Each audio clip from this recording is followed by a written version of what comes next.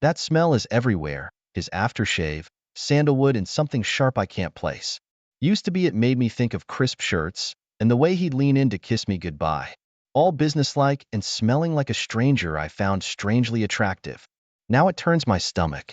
He must bathe in the stuff, because it lingers in the hallway long after he's gone, like a bad joke hanging in the air. My phone vibrates under the table. Another message from him. I glance up, trying to plaster a smile on my face for the kids. They're chattering away about school, about their silly games, oblivious. My fingers itch to tap out a reply. I know I shouldn't, but his words are like a drug, a dirty secret I mainline between bites of reheated lasagna. Sarah, my best friend, is staring. It's that look she gets, eyes narrowed a little, her mouth a tight line. She's always been good at reading me, ever since we were kids sneaking cigarettes behind the gym. Does she suspect? The thought is a weird mix of panic and a twisted kind of thrill. Like he isn't the only one I'm keeping secrets from. The suit. That's what my lover and I call my husband. It started out funny. The way he's always so serious, tucked into those stiff, gray suits, all corporate and important. But now there's nothing funny about it. It's turned mean. This whole life we've built, the kids, the house, it's become a joke I don't know the punchline to. My phone buzzes with a LinkedIn notification. It's a name I half recognize, an old colleague. Steve, Scott, whatever his name is. My heart does a little jump. A harmless crush from years ago. Could it be? A sign? Maybe there's another way out of this mess. Maybe it's not too late to start over and stop pretending to be someone I'm not. Pack a bag, he'd said, a mischievous glint in his eyes. We're going away. My heart had sunk. The old me, the one who used to love his little surprises, would have squealed with excitement. Now, dread settled in my stomach like a cold stone. It was supposed to be a romantic escape, the kind you see in cheesy commercials, all candlelight dinners and sunset walks on the beach. But the thought of feigning happiness, pretending everything was okay, made me want to scream. The hotel room was plush, the kind with heavy curtains that blocked out the world and a bed you could sink into and disappear. I made a show of unpacking while he was in the bathroom, hanging clothes I had no intention of wearing, all the while crafting excuses in my head. A migraine, a sudden stomach bug, whatever it took to get me out of this forced intimacy. His face when I told him, it was a mix of disappointment and concern. The old guilt punched me right in the gut. How had it gotten to this? How had I become someone who hurt the person they loved without even flinching? The irony is, he had no idea I was doing it. That night, we ate a silent room service dinner. He tried to make conversation, to fill the suffocating space between us with light-hearted small talk. I managed a few forced smiles, but it was hard to look at him without seeing the silver chain around my neck. It was a sweet gesture, a heart-shaped pendant for our anniversary. Now, it felt like a noose. Back in the room, I lay beside him, rigid as a body at a funeral. His breathing was soft, even. He trusted me. What a terrible joke that was. I closed my eyes, willing myself to sleep, but all I could see were scenes of a life I could have had. Not exciting, maybe, but clean. No lies, no betrayal, just a normal kind of content. But I'd thrown that away for what? Cheap thrills that were starting to leave a bitter aftertaste. Sleep never came. It was sometime after midnight when I felt him stir, his arm brushing mine. Everything okay? He whispered, his voice thick with sleep. Just a lot on my mind. I lied, turning away from him. The space between us felt more like a canyon now. This little getaway had blown our fragile illusion of a happy marriage wide open. I had nowhere left to hide. The scent of his new perfume hit me the moment I stepped into the bathroom. It wasn't subtle, it was bold, a mix of jasmine and something spicy that lingered in the air like a taunt. It was a Christmas gift from me.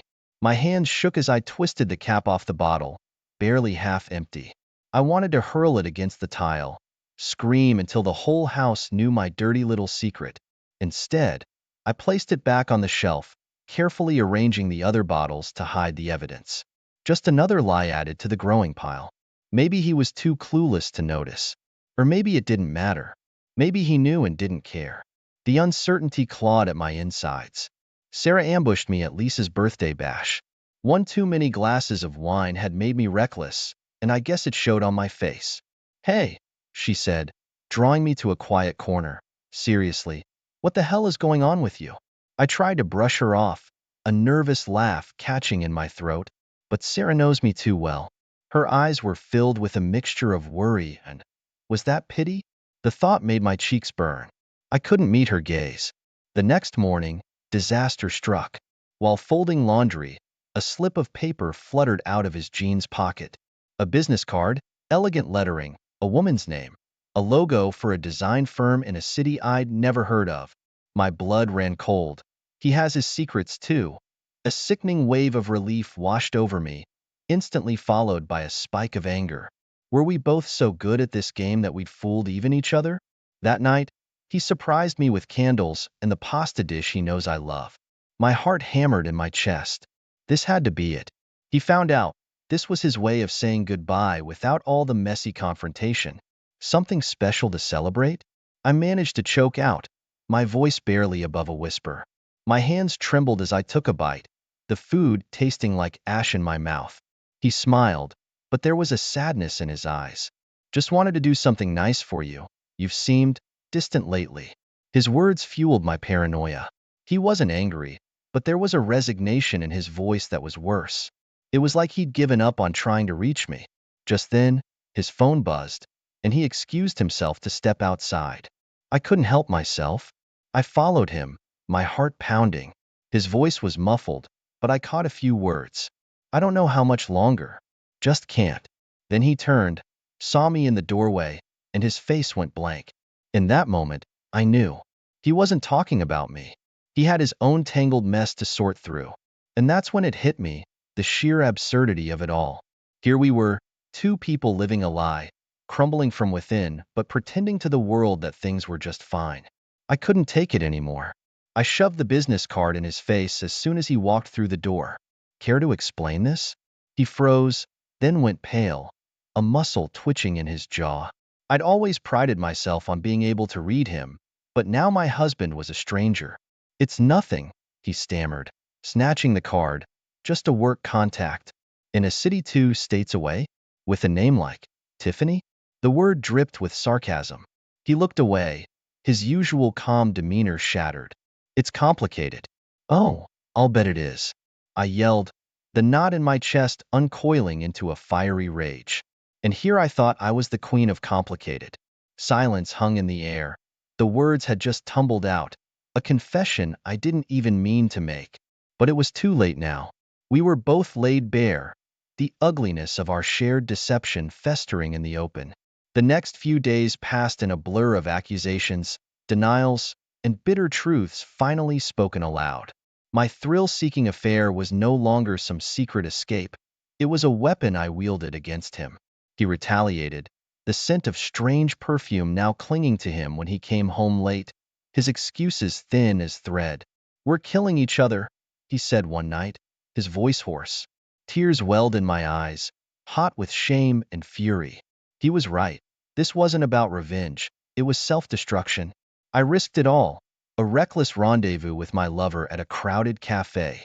The thrill was laced with pure terror. I kept scanning the room, imagining every stranger's eyes on me, the moment my whole world would implode. It didn't, but the emptiness I felt afterward was crushing. I barely recognized myself anymore. The dreaded encounter with Sarah at the grocery store was pure torture. Her eyes flicked from my overflowing cart to my puffy face. Everything all right? She asked, her voice laced with concern. Just peachy, I chirped, the light choking me. I paid in a daze, imagining her texting every mom in the schoolyard, the pitying looks behind my back. My birthday came and went. The gift was a scarf in a pattern I hated. I think he bought it at the airport. Our dinner conversation was stilted, every word a landmine. The distance between us had morphed into open hostility. The night I found the open bottle of men's cologne, something in me snapped. With trembling hands, I started to pack a bag, not the dramatic, run away in the night kind of packing, more like a rehearsal. This wasn't a solution, but just the act of putting my life into a suitcase felt like I was taking a step, even if I didn't know where I was headed. The beach house was just a fantasy, a blurry snapshot from a magazine, but the ache to escape was real. I'd disappear into that grainy image, imagine the smell of salt air, the feel of sand between my toes. A pathetic daydream, I knew, but it was the only thing keeping me from sinking entirely. My phone buzzed. It was him, the man who'd been both my release and my downfall. 3 words stared back at me. I can't anymore. Was this it? The end? Panic and a strange, desperate relief surged through me. I'd been clinging to the wreckage of the affair, but maybe this was the push I needed to finally break free. The house taunted me. Each room held the ghost of happier times, family dinners, lazy weekends filled with comfortable silence. Now those memories were poisoned. I scrubbed at invisible stains on the kitchen counter, a pointless ritual. My own reflection in the stainless steel was that of a stranger, haggard, eyes haunted. He wasn't home when I finally booked the therapist appointment. Work stress, I told him, and it wasn't a complete lie. The shame of what I'd become, the fear of being caught, wasn't that a form of stress? The therapist was a kind-faced older woman with a soft voice. Talking felt like pulling teeth at first, but then the words spilled out in a wretched torrent. I sounded pathetic, even to myself. The flowers were the final straw. A gaudy, oversized bouquet delivered to my office receptionist's desk. Whispers rippled through the cubicles. Sarah cornered me in the break room, her face a mask of disgust barely concealed by pity.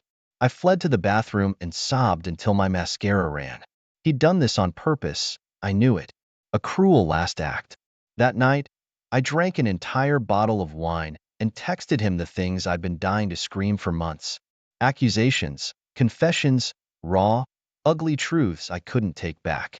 I woke with a pounding head and the bitter knowledge that I'd hit a new low. When the doorbell rang, I almost didn't answer it. It was Sarah, a casserole dish in hand, her eyes softening when she saw my ravaged face. "Come on," she said gently, ushering me to the sofa. "Let's at least eat something."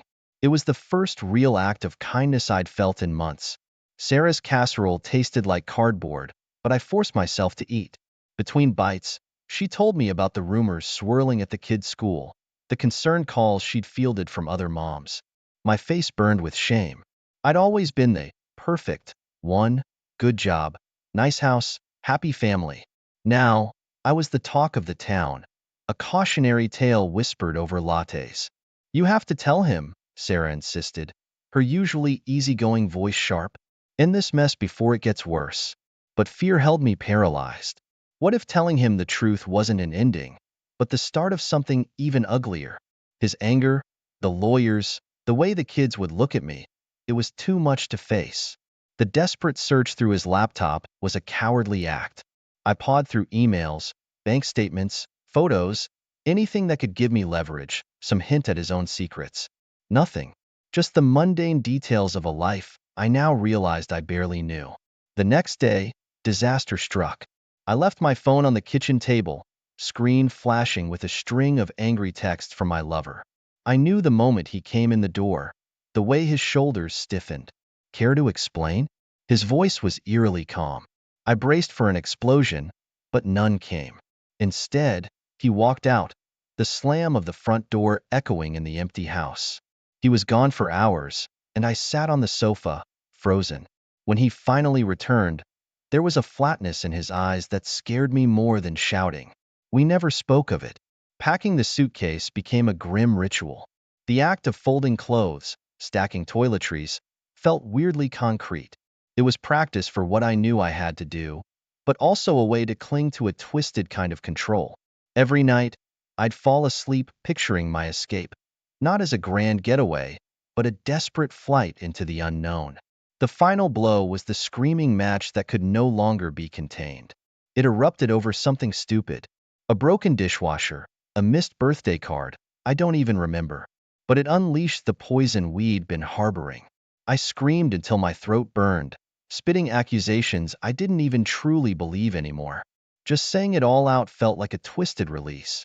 He screamed back, his face contorted in rage. In the wreckage of that night, we sobbed on the kitchen floor, surrounded by the shards of a life we'd carelessly shattered. The ringing doorbell the next morning felt intrusive. I didn't want to see anyone, but it was Sarah, her face tight with worry. Her eyes, always warm, were hard. I know, she said quietly, everything. The words hung between us. There was no escape, no more hiding. This was the moment I had both feared and craved, the moment my whole world would finally fall apart. Sarah handed me a cup of coffee. I didn't want it, but the warmth felt good against my clammy hands. The silence stretched between us, thick with unspoken questions. Finally, I couldn't take it any longer. Well, my voice came out hoarse and small. Say it. I'm pathetic. I deserve all those pitying looks. Sarah sighed. You messed up, big time. But you're also my best friend, and I'm not giving up on you, even if you've given up on yourself. Her words were a slap and a lifeline, all at once. I told her everything. The sleazy thrill of flirting, the sneaking around, the grown guilt eating away at me. She listened, a frown creasing her forehead. When I finally choked out the last shameful details, she sat in silence. You have to tell him, she said finally. The whole truth. It'll only get worse if you don't. The dreaded work event was that night. He insisted on going, a final attempt at normalcy. It was pure torture, putting on a smile, making small talk with colleagues who had no clue about the storm brewing in my life. And then I saw him, across the room, a drink in hand. His eyes widened in recognition, then darted away, searching for an escape route. It was too late. He approached his face a mask of strained politeness. And then, I saw her, Tiffany from the business card, on his arm. The world tilted. She was younger, polished, and looked so smug standing beside him. In that instant, the pieces clicked sickeningly into place. His late nights, the strange cologne. It had been right in front of me the whole time. The rest of the evening is a blur. Luke, my lover, made a clumsy excuse and vanished, leaving me to face my husband. Fury surged through me, hot and blinding. He must have sensed the shift, because his smile faltered. We ended up back at the house, our usual roles reversed. I was the one pacing, the one spilling out the truth in a bitter rush of words. About Luke, about the pathetic attempts to feel alive again, about the crushing guilt. I didn't cry. I was beyond tears, just a cold feeling of emptiness spreading through me. He didn't yell back, he just sat there, face drained of color, while I destroyed the life we'd built together. When I finally finished, when there were no more words left, a terrible silence fell over us. So, he said, his voice flat, it was all a lie. Not all. My voice barely rose above a whisper. I did love you once. I didn't know if it was true anymore. He just nodded, turned on his heel, and walked away. I didn't sleep that night. I lay on the sofa, staring at the ceiling while the first streaks of dawn crept through the curtains. Shock still pulsed through me, mingled with a bone-deep exhaustion. I should have felt something, anger, sadness, relief. Yet, there was just a dull hollowness. He must have left early. The note on the kitchen table wasn't so much angry as it was chillingly final. I traced the stark letters with my finger. Our marriage certificate, with its fancy calligraphy and promises of forever, felt like a cruel joke. We destroyed it all with brutal efficiency. The kids, my heart clenched. How was I going to tell them their whole world had crumbled? Their faces, trusting and innocent, swam before my eyes. A new wave of shame washed over me. I was their mother, supposed to protect them, yet here I was, the one who had broken everything. My phone vibrated. It was Luke, a string of panicked texts. I felt a surge of disgust and blocked his number. The man I'd thought I wanted, the one I'd risked everything for, was now as disposable as an old sweater. Sarah's call felt like a lifeline tossed into a stormy sea. Her voice was soft, laced with concern. I barely managed to stammer out the bare bones of the night before. Come over, she said immediately. We'll figure this out. Sarah's house was the kind of warm and chaotic that always made our pristine home feel a bit sterile in comparison. Her kids were sprawled on the floor playing video games. The smell of pancakes filled the air. She sat me down at the kitchen table with a steaming mug of tea. Just breathe, she said gently, squeezing my hand. One thing at a time. I poured out the whole ugly story, the confrontation with my husband, Luke's cowardice, the devastating note. When I finished, I felt as wrung out as a wet rag, but also a tad lighter. Sharing the burden made it less unbearable. "He'll be back," Sarah said matter-of-factly, but her eyes said something else, a flicker of worry. We were both thinking the same thing. Would there be anything left to come back to? The suitcase sat untouched for days. I knew I needed to leave the house, that staying amidst the wreckage of my marriage was slowly suffocating me. But fear was still a constant companion. It wasn't the grand escape I'd once fantasized about, just a desperate scramble for space, for somewhere that didn't hold the weight of broken promises. Sarah's spare room beckoned. As I knocked, my hands were trembling. The past few weeks had been a blur of tears, whispered conversations, and more takeout food than I cared to admit. Her welcome was warm and uncomplicated. "The couch is yours," she declared, squeezing me tightly and re-burning that damn casserole dish. The next day, the lawyer's office felt like a different planet. The words he spoke, assets, custody, alimony, sounded foreign, abstract. This was a coldly logical dissection of the life I'd blown apart. My new apartment was small, a far cry from the house I'd so carefully curated. But it was mine. I painted the walls a defiant shade of yellow, a splash of brightness in the overwhelming emptiness. The message to Steve, or was it Scott, from LinkedIn was a lifeline thrown out on a whim. I half expected no response, or worse, a pitying one. Instead, his reply was kind, a bit awkward, but genuine. We started texting, careful at first, then with growing ease. It was the furthest thing from thrilling, but the simple connection felt good. Sarah became my lifeline. Some nights, she'd bring over greasy takeout and we'd trash cheesy movies until we cried with laughter. It felt like a balm on my wounded soul, a reminder that joy could exist even amidst the wreckage. Other nights, we'd sit in silence, the unspoken understanding a comfort. There was the trip to the park, the sound of children's laughter a bittersweet symphony. The divorce papers, signed with a hand that refused to remain steady. Therapy sessions where I fumbled for words, then poured out my shame and grief. And then, a year passed. The apartment no longer felt temporary. It was filled with hand-me-down furniture, photos of Sarah's kids, a few tentative new plants on the windowsill. I was still figuring it out, still carried the scars. But they were beginning to fade. Steve, definitely Steve, and I were getting coffee. A date, I supposed, but the words still felt strange on my tongue. My reflection in the cafe window was that of a stranger, older, a bit worn, but with a spark in my eyes I thought I'd lost forever. There was still a path forward, different than the one I'd envisioned, but I never thought a cup of coffee could change everything. That Tuesday, as I sat in the cafe, my life was about to take a turn. There he was, Mark, sitting across from me. A stranger, yet there was something oddly familiar about him. He had this spark in his eyes, the kind that could light up a room or, in my case, set a life ablaze. "Rough day?" he asked, noticing my furrowed brow. I laughed, brushing off the question. "Isn't it always?" And just like that, we started talking. It was easy, effortless. Mark had a way of pulling words out of me, making me forget the mundane world I belonged to. Later that evening, I found myself thinking about him, his laugh, the way his eyes crinkled when he smiled.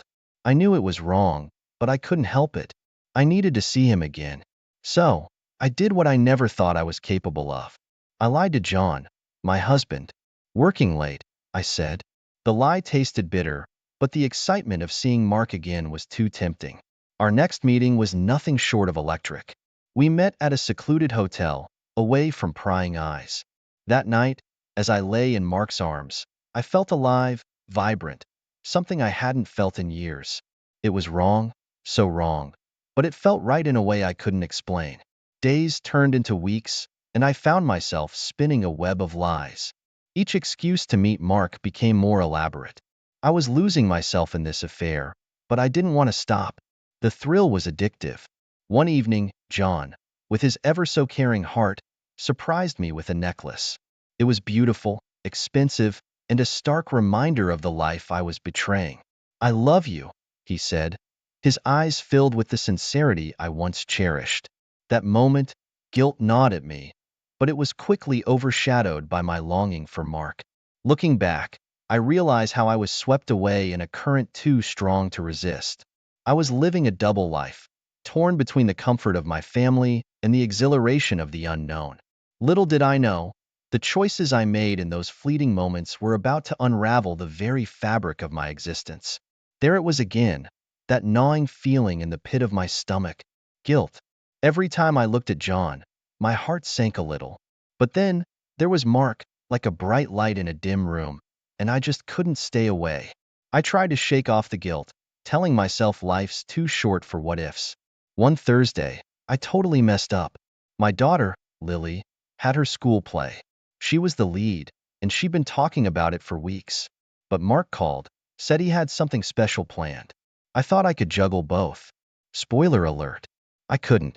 By the time I remembered the play, it was over. Lily was heartbroken and John, he just didn't understand how I could forget. Work, I mumbled, but the lie felt heavier this time. That weekend, Mark whisked me away to some fancy hotel out of town. It was like a scene from a movie, all luxury and no strings attached. I was lost in this bubble, far away from the reality of school plays and disappointed families. Mark had this power, you know? He made everything else fade away. But then reality hit, hard. John found a receipt from the hotel. It was just lying there, a careless mistake. He confronted me with it, his face a mix of confusion and concern. A work conference, I blurted out. It sounded hollow even to my ears, but John, he just nodded. I could see the doubt in his eyes, though. That look haunted me. The lies were piling up, one on top of the other. I was in deep, too deep. Every time I was with Mark, it was like an escape. But every lie I told John, every disappointed look from my kids, it was like a weight dragging me down. I was living two lives, and both were crumbling. I couldn't keep up with my own stories, and the worst part? I didn't know if I wanted to stop. Mom, weren't you supposed to be at work today? Danny's voice was sharp, tinged with confusion. There he stood, in the middle of the town square, his eyes boring into mine. I had told John and the kids I had a meeting, but here I was, about to have lunch with Mark. My heart raced. I stumbled over my words, muttering something about a last-minute cancellation. Danny didn't look convinced. I could see the doubt in his eyes, the same doubt I'd seen in John's. It was getting harder to keep my story straight. As I walked away from Danny, I felt a chasm widening between us. It was like watching my family life slip through my fingers, but I was too caught up in the thrill of the affair to stop. Mark was like a drug, intoxicating and addictive. I knew I was playing with fire, but I couldn't help myself. The risks I was taking became more daring, meeting Mark in broad daylight, in places where anyone could see us. Meanwhile, John, my ever-dutiful husband, had his own plans. I didn't know it then, but he was watching me. Not in a creepy, stalkerish way, but he was paying attention, noticing the late nights, the missed family events, my nervousness. He was putting the pieces together, pieces I'd carelessly left scattered. One day, I came home to find John unusually quiet. He was always the talkative one, but that day, there was a silence that hung heavy in the air. It should have been a warning sign, a red flag waving right in front of my face, but I was too wrapped up in my own world. The truth was, John had hired a private investigator. Yes, you heard that right. A private eye, like in those old detective movies. He wanted proof, something concrete to confront me with. I had no idea, going about my days, growing bolder with Mark, while a stranger was documenting my every move.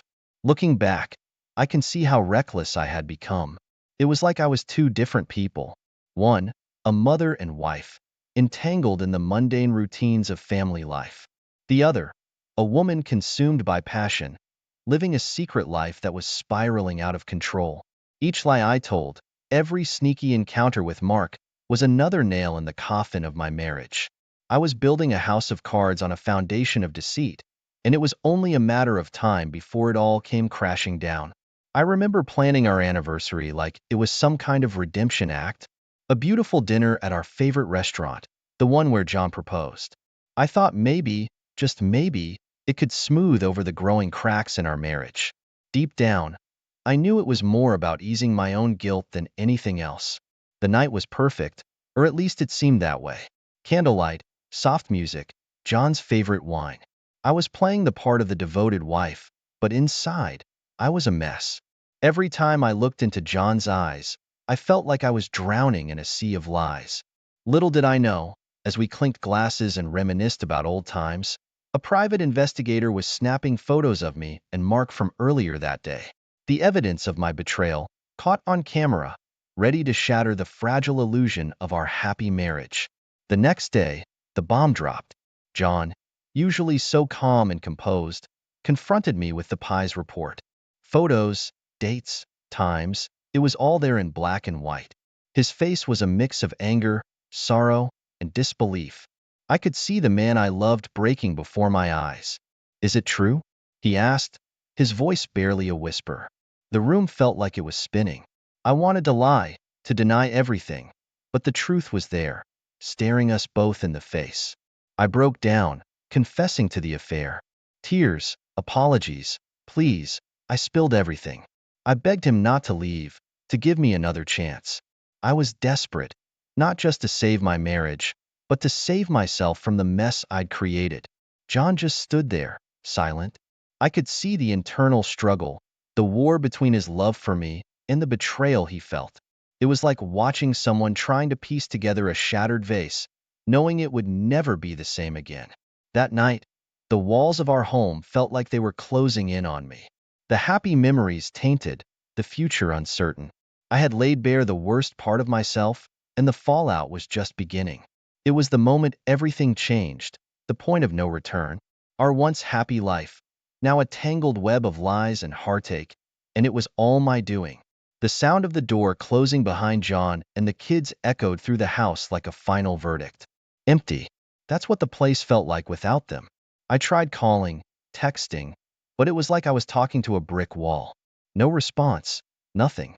Just silence and the overwhelming feeling of being alone. In desperation, I turned to Mark. He had been my escape, my secret haven, but now even that was crumbling. I called him, needing to hear a friendly voice, someone who cared. But the Mark one met on the phone was not the Mark one knew. His voice was distant, careful, like he was talking to a stranger. "Maybe we should lay low for a while," he said. Lay low? Those words hit me like a punch. I was losing everything, and now, even Mark was pulling away. It dawned on me then, the gravity of what I had done, and how little Mark was willing to stand by me. The realization stung.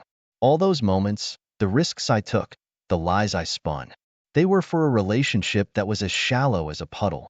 Mark was in it for the fun, the thrill. But when things got real, when my world started falling apart, he was backing off. I spent nights staring at the ceiling, replaying everything in my mind. The laughter, the secrecy, the stolen moments, they all seemed so frivolous now. I had traded my family's love for a fleeting fantasy. And for what? A man who couldn't even stand by me during the storm? The house was quiet, the kind of quiet that screams in your ears. Everywhere I looked, I saw remnants of my old life. Pictures of happier times, John's jacket on the chair, the kids' toys scattered around. It was a stark reminder of what I had lost. My family, my home, my sense of self, all because I chased an illusion, a mirage that vanished when reality hit. It was in those long, lonely nights that the full weight of my actions hit me. I was alone, truly alone, and the only person I had to blame was myself. The cost of my choices was more than I ever imagined, and the price was my family. Life has a funny way of throwing curveballs when you least expect them. That's what I thought, staring at the pregnancy test. Positive. My heart sank. Who was the father? John or Mark? I was spinning, lost in a sea of what-ifs and maybes. Taking a deep breath, I decided to tell Mark. Part of me hoped this news would change things, maybe even bring us closer. How naive I was. We met at the same cafe where it all began, the irony not lost on me. His reaction? It was like watching a mask fall off. "I never wanted this," he said, his words cold and final. There was no comfort, no support, just a blunt rejection. It felt like another piece of my world crumbling away. But as I walked away from Mark, something shifted inside me. I was going to keep the baby. Maybe, just maybe, this could be a way back to John. a chance to fix what I had broken. A foolish hope, but hope nonetheless. I went to John, my heart in my throat. "I'm pregnant," I blurted out, the words heavy with desperation. But John, his face unreadable, just shook his head. "I can't do this anymore, Susan." His voice was steady, but I could hear the pain behind it. He wanted a divorce, full custody of our kids. It was like a door slamming shut, loud and final. Sitting alone in the house, the reality of my situation hit me. Pregnant, soon to be divorced, and utterly alone. The choices I had made, one after another, had led me here. I had chased a fantasy with Mark, a fleeting thrill, and now I was paying the price. The nights grew longer, each one a reminder of the life I had lost. I would lie awake, my hand on my belly, thinking about the baby. A part of me, a new life, growing inside me. It was terrifying and beautiful all at once. I thought about John and the kids, the laughter and love that once filled our home. Now, all that was left were echoes of a happier time, a reminder of what could have been. I realized then that life doesn't pause for regret. It moves on, relentless and unforgiving. I had made my choices, and now I had to live with them.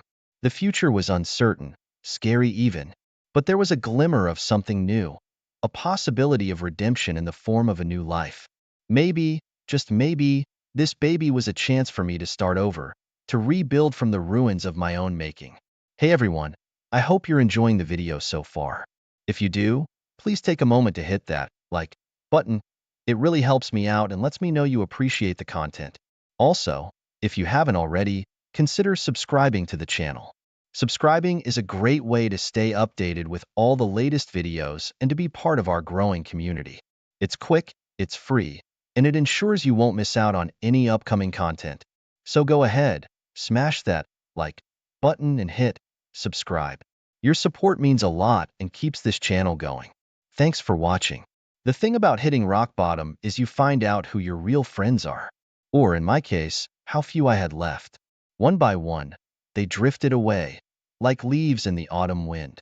Calls went unanswered, invitations stopped coming. Even my own family, the people who'd stood by me through thick and thin, they couldn't look me in the eye. I was alone, and I couldn't blame anyone but myself. Work wasn't any better. Whispers followed me down the hallways, eyes averted when I passed by. I was the subject of office gossip, the cautionary tale of what not to become. I tried to keep my head high, focus on my job, but the stares, the silence around the water cooler, it was suffocating. Then there was the move. From our spacious, warm family home to a tiny apartment that felt more like a box than a home. Each box I unpacked was a reminder of what I'd lost. The family photos, the kids' artwork, they were like jabs to my already bruised heart. The walls were bare. The rooms echoed with the sound of my own footsteps. It was a stark, lonely new reality. In the midst of all this, my health started taking a hit. Sleepless nights, skipped meals, the stress and isolation were wearing me down. I'd look in the mirror and barely recognize the woman staring back. My eyes had lost their sparkle, my skin its glow. I was a shadow of the person I used to be, worn down by the consequences of my own actions. Amidst this, I tried reaching out to my kids. I needed to see them, to explain, to apologize. But every attempt was met with silence or a flat-out refusal. It was like a knife twisting in my heart. The pain of their rejection was almost physical. I missed them terribly, their laughter, their chatter, the way they'd run to me when I got home. Now, the silence of the apartment was a constant reminder of their absence. This was my life now, a series of losses, a chain of rejections. I was learning the hard way that some mistakes carry a price heavier than you can ever imagine. The road I had chosen, the decisions I had made, had led me here, to this lonely, empty place. And the hardest part? Knowing I had no one to blame but myself. The call came on a rainy Tuesday. It was my sister, her voice shaky. "Mom's in the hospital. It's serious." I hadn't spoken to my mom in years, our last conversation ending in a heated argument. But hearing she was ill, all the anger and pride melted away. I needed to see her, to make things right. The hospital was a blur of white walls and hushed voices. There she was, frail and pale, a shadow of the strong woman who raised me. Sitting beside her, holding her hand, I poured out my heart. I'm sorry, Mom, for everything. Tears streamed down my face, but she was too weak to speak. I hoped she could hear me, understand my regret. I visited every day, clinging to the hope of reconciliation. But time was cruel. Mom passed away before we could truly mend our bridges. I was left with a gaping wound, filled with words left unsaid, apologies never fully accepted. The funeral was another punch to the gut. My family, still reeling from my recent actions, kept their distance. Their cold glares were louder than any words of comfort. I stood there, amidst the people who were supposed to be my support system, feeling more isolated than ever. Financial troubles soon followed. Legal fees from the divorce, the cost of living alone.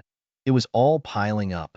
I found myself sifting through my jewelry, the expensive necklace John had given me, the earrings from happier birthdays. One by one, I sold them, each piece another chip off the life I once knew. This was my reality now. I was a woman who had lost her family, her dignity, and now, even the remnants of a past life. The pieces of jewelry, once symbols of love and celebration, were now just means to an end. I was paying for my mistakes, not just emotionally, but in every aspect of my life. I always thought Lisa, my best friend since high school, was my rock. Turns out, even rocks can crumble. We were having coffee when she dropped the bomb. I knew about you and Mark, she said, her voice trembling. I just couldn't believe you'd do something like that. Her words stung more than any judgmental glance ever did. Betrayal, disappointment, it was all there in her eyes. I tried to explain, to apologize, but the damage was done. She walked away, leaving me with my cup of coffee and a heart full of regret. Feeling like the world was against me, I started therapy. It was my last resort, a place to spill my guilt and grief. The sessions were tough, a mirror reflecting my mistakes and pains. But they also offered a glimmer of hope, a chance to understand myself, to grow beyond the chaos I'd created. In the midst of this turmoil, my baby girl was born. Holding her for the first time was a mix of indescribable joy and overwhelming sadness. Her tiny fingers, her soft cries, she was perfect. But the joy of her arrival was shadowed by the absence of her father, her siblings. I was a mother again, yet more alone than ever. I reached out to John, a faint hope flickering in my heart. She's your daughter too, I said over the phone, my voice breaking. But his answer was a firm no. He and the kids wouldn't be a part of her life. That conversation sealed the deal on our family's split. It was final, irrevocable. One day, I saw them in town, John and our children. They looked happy, laughing and joking. The sight was a punch in the gut. They had moved on, found a way to live without me. I stood there, holding my baby girl, feeling a profound sense of loss. They were a family, and I was an outsider, looking in. Life had become a series of harsh realities. My best friend gone, my family a distant memory, and here I was, a single mother trying to piece together a life for my daughter and me. The world I knew had crumbled, and all I had left was the love for my baby and the hope that someday, things might get better. Just when I thought things couldn't get worse, they did. I came home one evening to a busted door and a ransacked apartment. My heart sank as I looked around the few valuables I had left, gone. My grandmother's ring, the laptop I used for work, even some cash I had stashed away all stolen. It felt like a cruel joke, the universe kicking me when I was already down. Out of necessity, I picked up a second job. My days and nights blurred into a relentless cycle of work, care for my baby, and sleepless nights. The exhaustion was bone deep, but I had a little mouth to feed, a little life, depending on me. I was running on fumes, fueled by sheer determination and motherly love. One day, in the rare moment I had to myself, I saw Mark. He was with another woman, laughing just like he used to with me. That scene, so ordinary yet so piercing, made it clear I was a chapter in his life that he had firmly closed. There was no going back, no do-overs. He had moved on, and I was still stuck in the rubble of the life I had once had. Then, my baby girl fell ill. It started as a fever, but quickly worsened. I was frantic, juggling work and rushing her to the doctor. The medical bills piled up, each one a weight added to my already burdened shoulders. Watching her in that hospital bed, so small and fragile, I felt helpless and scared. This was not the life I had envisioned for her, for us.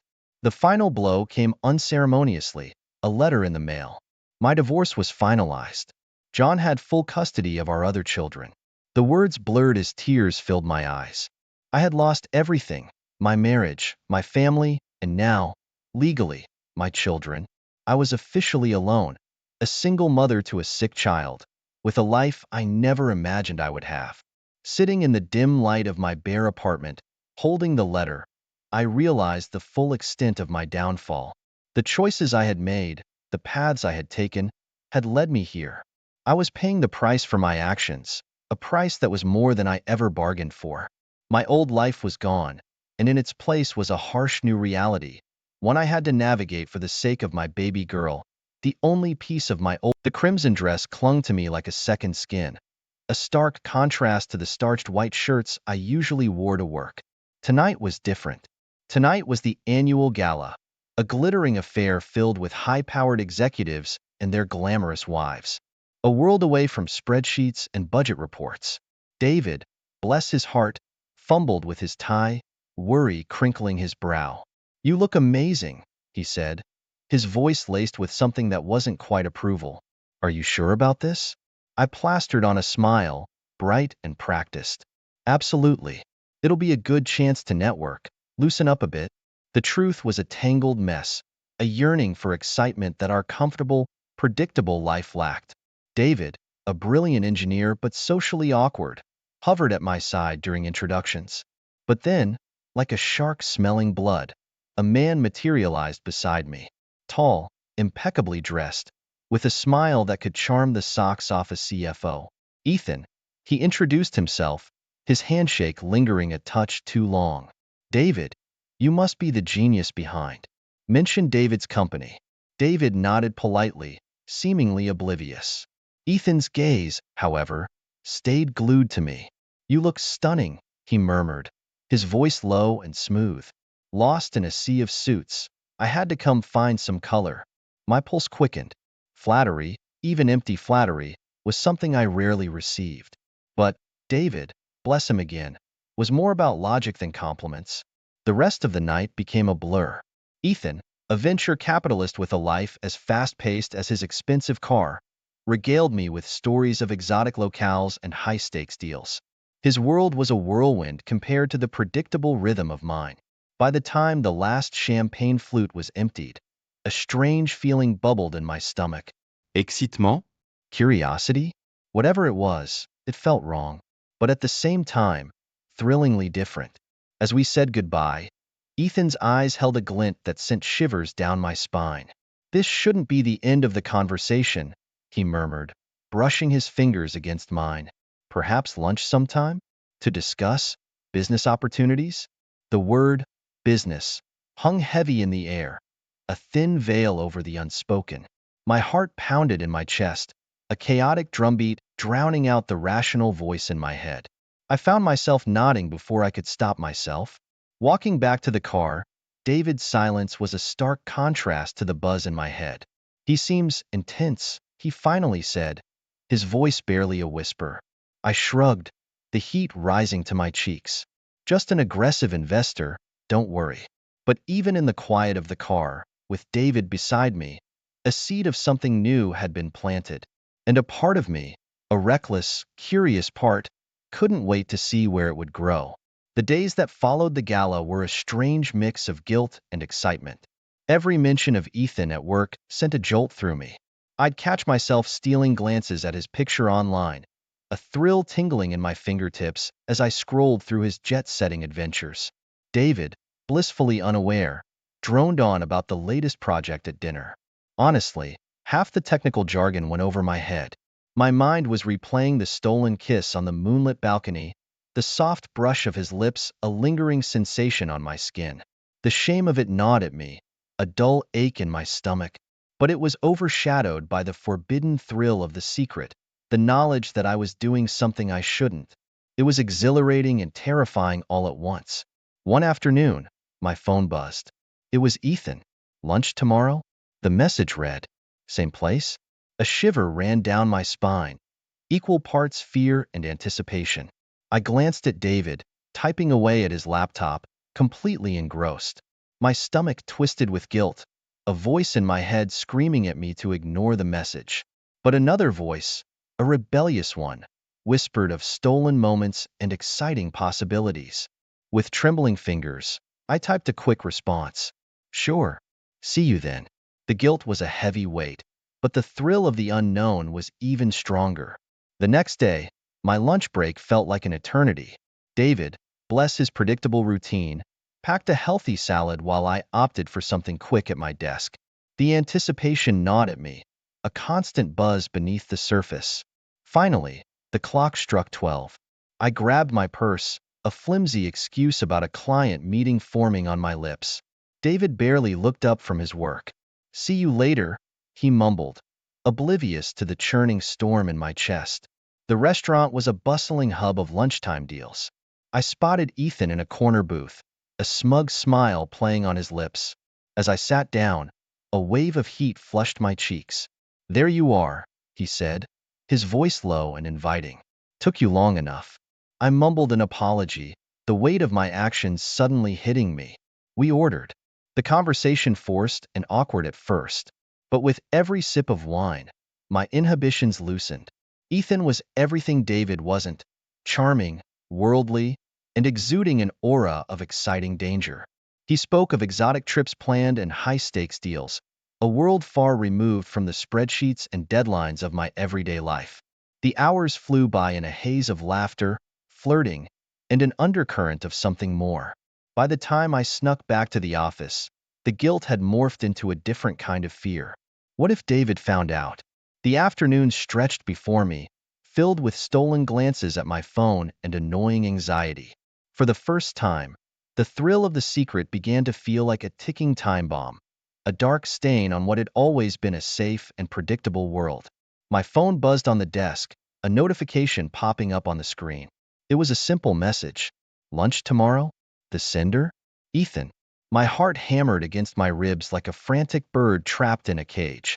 Every rational bone in my body screamed at me to ignore it, to delete the message and pretend it never existed. But the allure of escape, of a world outside the monotonous routine of work and home, was too strong to resist. With trembling fingers, I typed a quick reply. Sure. Same place? Shame flooded me as I hit send, the weight of my deceit pressing down on me.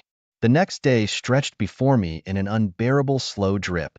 David, oblivious, packed his usual healthy lunch while I settled for a quick sandwich at my desk. My stomach churned with nerves and guilt, a cocktail that soured my coffee and left a bitter residue on my tongue. Finally, the clock struck 12. I grabbed my purse, a flimsy excuse about a client meeting forming on my lips. David barely looked up from his computer. See you later, he mumbled, his usual absent-minded goodbye. The restaurant was a familiar haven for our stolen lunches. Ethan was already in our usual booth, a triumphant smirk playing on his lips. As I sat down, a wave of heat flushed my cheeks, a stark contrast to the coldness spreading through my gut.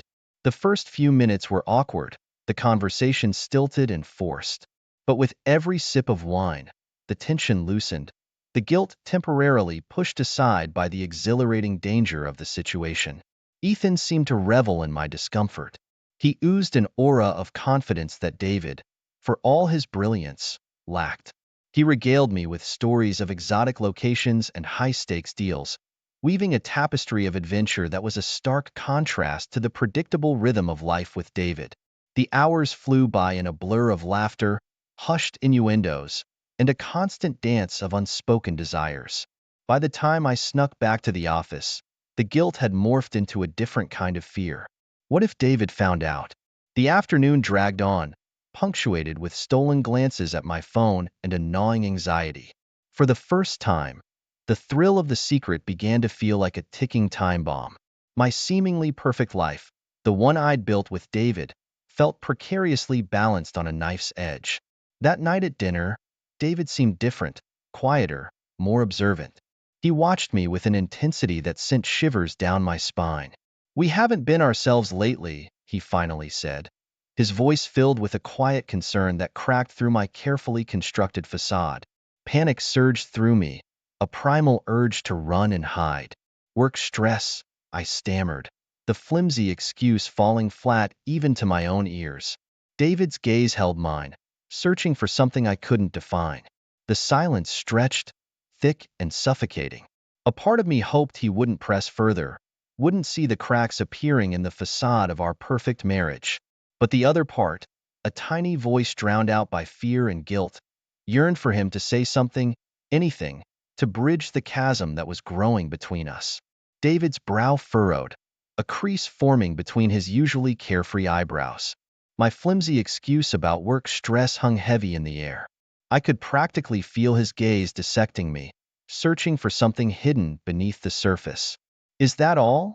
he finally asked, his voice soft but laced with a skepticism I hadn't heard before. Panic tightened its grip around my throat. I stammered, desperately searching for something, anything, to solidify my lie. But the words wouldn't come. He sighed, a long, weary exhale. "All right," he mumbled, pushing himself away from the table. "Long day, I guess." Relief washed over me, cold and fleeting. The weight of the secret, however, remained, a heavy stone lodged in my gut. Every stolen glance at my phone, every furtive text exchange with Ethan, felt like another chip breaking away from the carefully constructed facade of my life. The following weeks were a whirlwind of stolen lunches and hushed conversations. The thrill of the secret, initially exhilarating, began to curdle into a sickening dread. Ethan's touch, once exciting, now felt predatory, a constant reminder of the line I'd so easily crossed. One night, after a work event fueled by far too much champagne, things spiraled out of control. The blurry details of the night were filled with laughter, misplaced flirtations, and a growing sense of unease. The next thing I knew, I was waking up in a stranger's bed, sunlight streaming through the window, the sheets tangled around me. A wave of nausea washed over me, a physical manifestation of the dread that had been festering inside. This wasn't the exciting escape I'd craved. It was a terrifying descent into a world I didn't recognize. Back home, everything seemed different. David's usual smile seemed strained, his eyes holding a depth I hadn't noticed before. His questions about my day, once routine, now carried a new intensity, an unspoken suspicion that sent shivers down my spine. With every stolen glance, every nervous reply, I felt the carefully constructed facade I'd built around my life begin to crumble. It was like a sandcastle on the beach, slowly being eroded by the relentless tide of my deceit. Then, the final blow. One evening, as I checked my emails after work, a notification popped up on the screen. It was from Ethan's account, a weekend getaway confirmation for two, displayed on our home computer. My blood ran cold. The thrill of the secret had vanished, replaced by a paralyzing fear.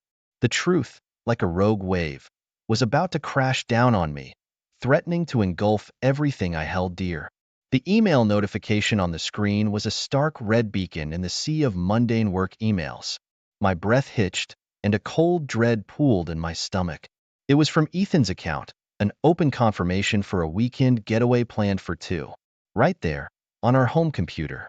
David's voice, cold and hard, shattered the silence. "What is this?" He pointed at the screen, his eyes blazing with a fury I'd never seen before. The playful glint of curiosity I'd occasionally caught in them was replaced by a raw, burning anger. Lies tumbled from my lips, clumsy and desperate. I stammered about a work trip, a last-minute conference I'd forgotten to mention. But the words felt hollow even to my own ears. David saw through them easily, his face hardening into a mask of betrayal and pain. The air crackled with unspoken words, accusations hanging heavy in the room.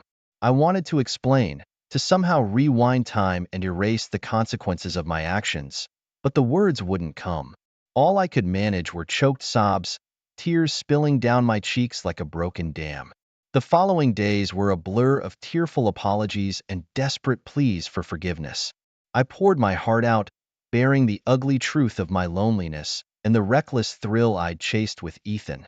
But David, my David, remained shrouded in a shell of silence. The warmth and love that had once filled our home were replaced by a chilling emptiness that echoed in every corner. The lawyer arrived one afternoon, a crisp suit and a briefcase full of legalese. David's quiet efficiency during the consultation was a stark contrast to his usual gentle nature. Each word spoken felt like a hammer blow, slowly dismantling the life we'd built together. The weight of the impending divorce pressed down on me, suffocating. The future I'd taken for granted, the comfortable routine I'd craved an escape from, now seemed like a lost paradise. In a desperate attempt to salvage what was left, I contacted Ethan. But the charming voice that had initially seduced me was now devoid of warmth, laced with a hint of amusement. "It's out in the open then," he said, a cold nonchalance in his voice. "Seems like your little weekend getaway isn't happening." His words were a slap in the face, a brutal reminder of how easily I'd been manipulated. The thrill of the secret, the excitement of a forbidden world, had vanished, replaced by a bitter sting of betrayal, his and my own. Alone in the wreckage of my decisions, I was left with nothing but the deafening silence in our once loving home and the crushing weight of regret. The comfortable life I'd yearned for escape from was now a distant memory, replaced by a frightening uncertainty that stretched before me like a vast, empty road. Ethan's voice on the phone, devoid of concern or even a hint of apology, slammed into me like a physical blow. The realization hit me with the force of a freight train. He never cared. I was just a fleeting thrill, a notch on his designer belt in the grand adventure of his life. Tears streamed down my face, a bitter cocktail of regret and humiliation. The following weeks were a blur of legalese and heartbreak. David, once my confidant, the person I shared every thought and worry with, became a stranger shrouded in legal jargon and quiet contemplation. The lawyer, a constant presence, spoke in terms of assets and settlements, further solidifying the cold reality of our situation.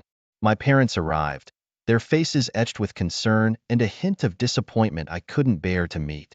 Their questions were unspoken, hovering in the strained silence like accusing ghosts. I retreated further into myself, a shell of the woman I once was, haunted by the memories of our shattered life. Evenings were the worst.